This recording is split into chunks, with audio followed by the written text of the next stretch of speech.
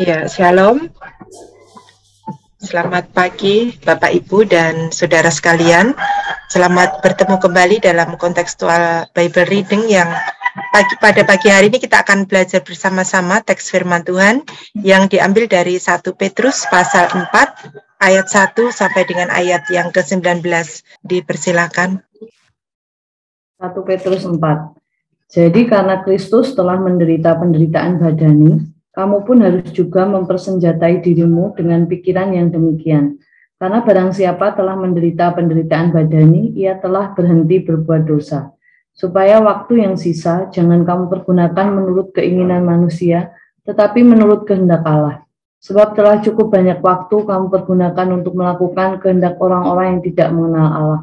Kamu telah hidup dalam rupa-rupa hawa nafsu, keinginan, kemabukan, pesta pora, perjamuan minum, dan penyembahan berhala yang terlarang.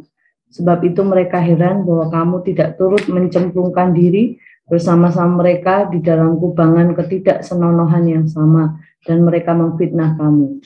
Tetapi mereka harus memberi pertanggungan jawab kepada Dia yang telah siap sedia menghakimi orang yang hidup dan yang mati. Itulah sebabnya maka Injil telah diberitakan juga kepada orang-orang mati, supaya mereka sama seperti semua manusia dihakimi secara badani, tetapi oleh roh dapat hidup menurut kehendak Allah. Kesudahan segala sesuatu adalah dekat. Karena itu kuasalah dirimu dan jadilah tenang, supaya kamu dapat berdoa.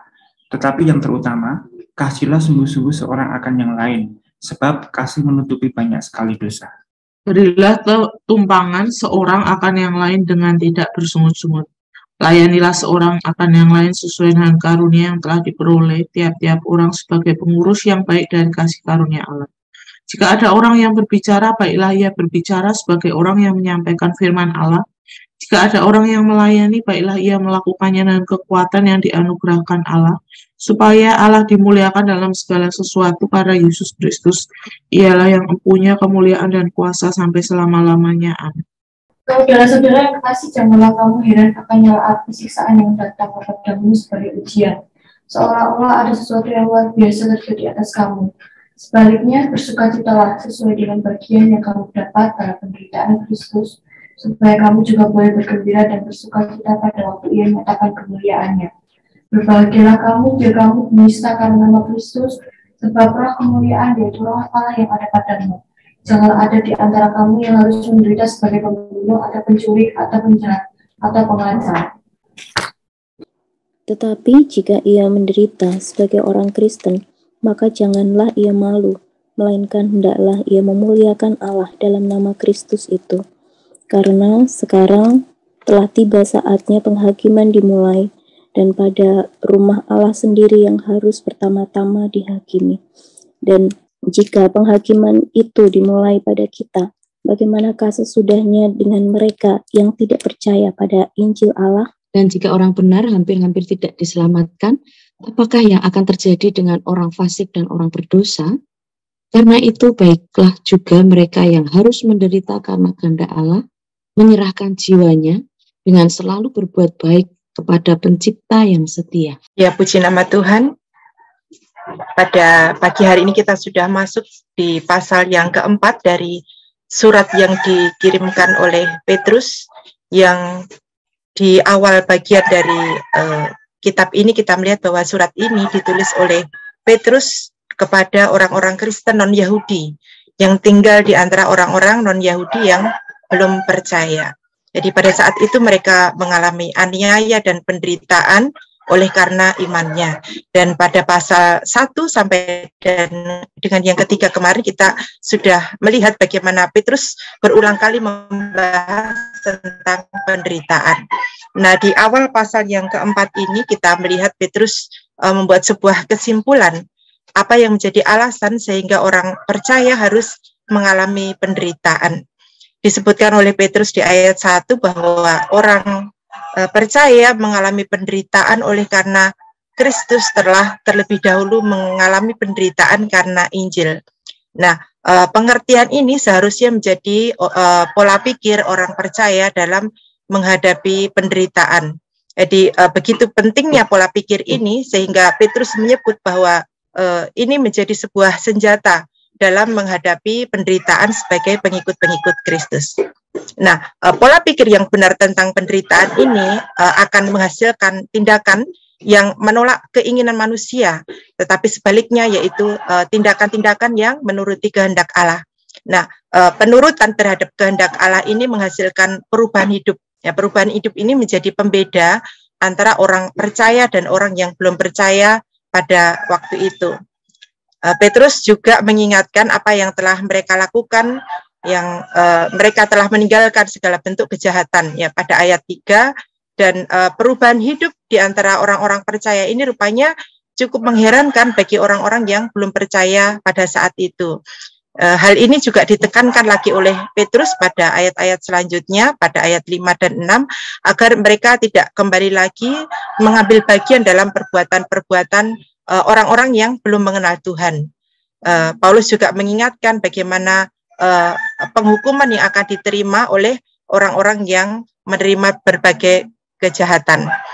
Kemudian pada bagian yang kedua, yaitu di ayat 7 sampai dengan ayat yang ke-11, di sini Petrus menjelaskan bagaimana kualitas hidup persekutuan orang yang percaya yang sedang mengalami penderitaan karena Kristus. Nah, kualitas hidup orang percaya ini ditentukan oleh pola pikir yang memiliki perspektif kekekalan. Nah, perspektif ini diperoleh jika orang percaya menyadari bahwa kesudahan segala sesuatu sudah dekat. Ya, pada ayat 7 disebutkan oleh Petrus bahwa kesadaran akan segala sesuatu di dunia ini yang akan berakhir ini akan menghasilkan pengharapan pada hidup yang kekal bersama dengan Bapa di surga. Sehingga hal ini tidak menjadikan penderitaan di dunia ini sebagai hal yang akan membinasakan mereka selama-lamanya. Penderitaan di dunia ini hanya mampu menyentuh tubuh jasmani atau materi yang bersifat fana.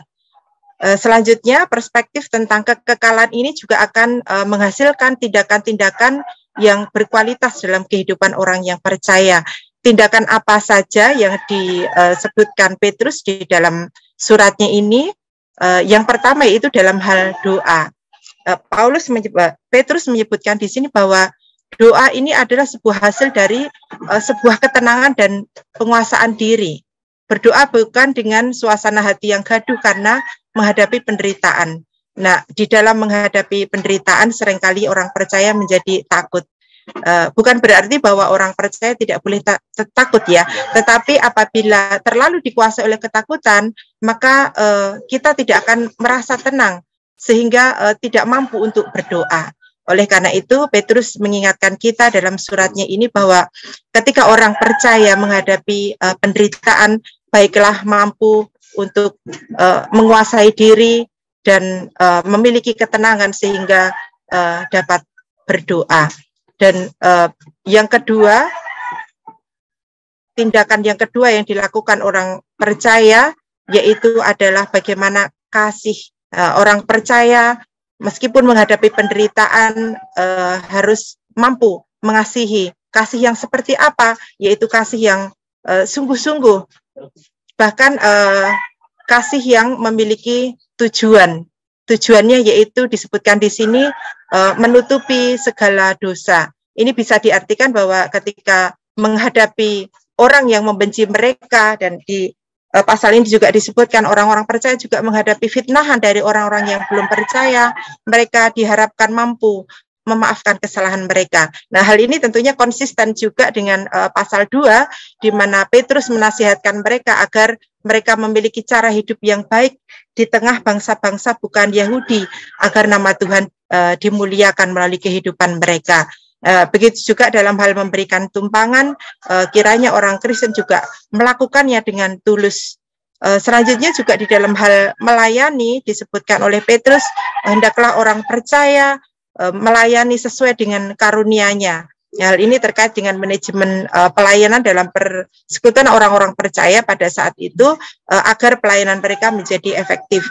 Kemudian Petrus juga membahas tentang bagaimana seharusnya orang percaya berbicara di tengah-tengah orang yang belum percaya. Petrus ya menasihatkan agar mereka mengatakan tentang kebenaran sehingga dapat menghasilkan pertobatan. Kemudian di bagian yang ke-6 juga Petrus mengingatkan tentang bagaimana melayani. Agar melayani itu dilakukan dengan kekuatan. Hal ini mengingat beratnya tantangan yang mereka hadapi pada saat itu, sehingga hanya dengan kekuatan Allah maka orang percaya dimampukan untuk melayani, sehingga hasilnya adalah nama Tuhan dipermuliakan di tengah-tengah orang-orang yang belum mengenal Kristus. Nah, jadi pada bagian kedua ini kita bisa melihat bahwa meskipun ada di dalam penderitaan, orang-orang percaya hendaknya mampu menampilkan kehidupan kekristenan yang berkualitas, sehingga menjadi kesaksian yang baik dan berdampak pada pertobatan dan kemuliaan bagi nama Allah. Selanjutnya pada bagian yang ketiga, kita melihat ya, di ayat 12 sampai 19 ini Petrus kembali menjelaskan tentang penderitaan. Dalam hal ini adalah terkait bagaimana kualitas penderitaan orang percaya, atau bagaimana kualitas orang percaya di dalam menghadapi penderitaan. Nah, di sini Paulus juga menjelaskan bagaimana respon orang percaya dalam menghadapi penderitaan itu jauh berbeda dengan cara-cara dunia. Disebutkan di sini bahwa respon orang percaya terhadap penderitaan adalah bergembira, bersukacita, berbahagia. Ya, tentunya respon ini sangat berbeda dengan konsep dunia, di mana penderitaan itu identik dengan kesedihan dan duka cita. Nah, mengapa bisa seperti itu? Di bagian ketiga ini Paulus menjelaskan alasan-alasan sukacita dalam penderitaan bagi orang yang percaya.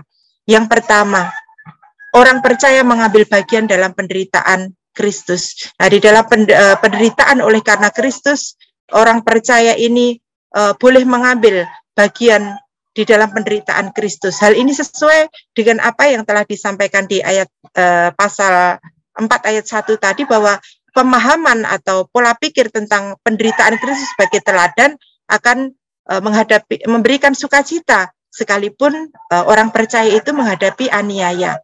Yang kedua, di dalam penderitaan orang percaya memiliki pengharapan akan melihat kemuliaan Allah.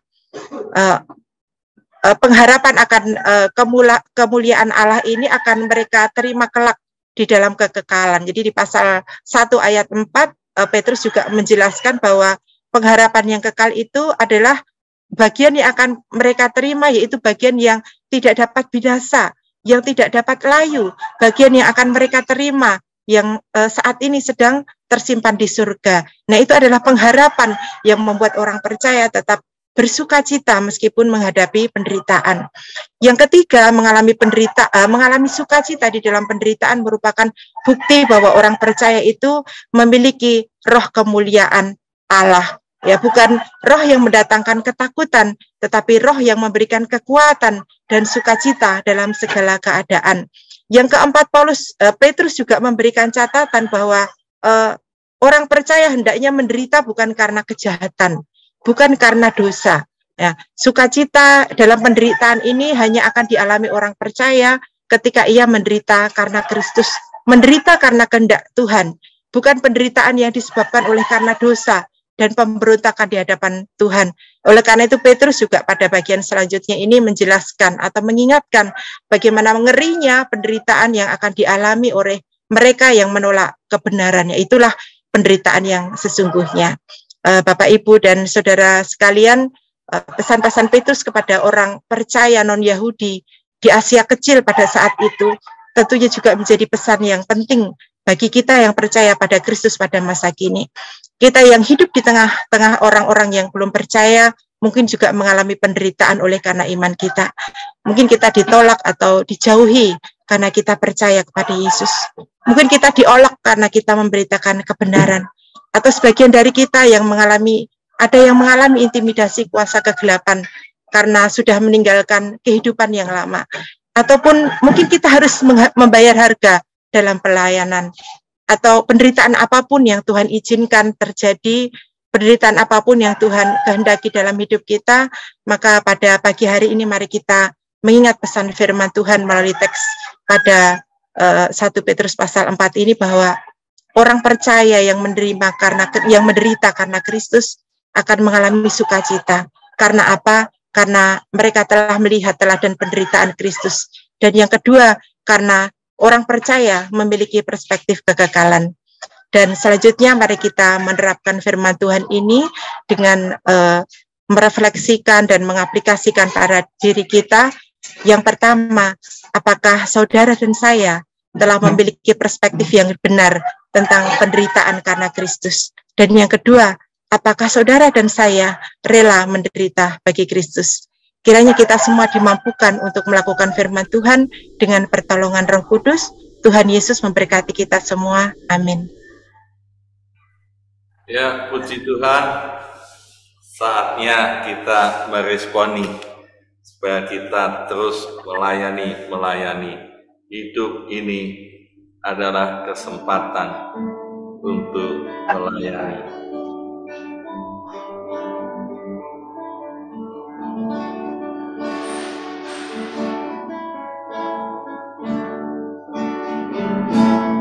Hidup ini adalah kesempatan. Hidup ini untuk melayani Tuhan.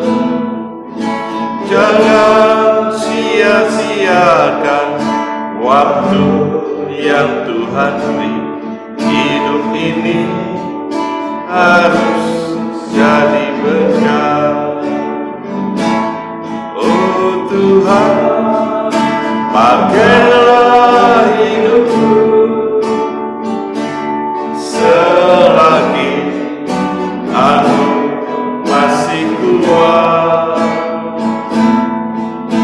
Bila saatnya nanti Tuhan datang kembali, hidup ini sudah jadi berkat. Hidup ini adalah kesempatan.